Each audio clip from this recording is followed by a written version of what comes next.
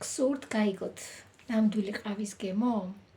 ეს გახლავთ კომპანია ლივგუდის არომატიზირებული ნამდვილი ყავა, რომელიც გმატებთ ენერგიას. მასში შედის 6 სახეობის კორდიცეპსის სოკო. ეს არის ასევე სამკურნალო და ასევე წონის კორექციისთვის არის იდეალური შესაძლებლობა. ეს აქვეითებს მადას და თქვენ, როდესაც ამას შეიძენთ, ნახავთ, რამდენი სამკურნალო თვისებები შედის.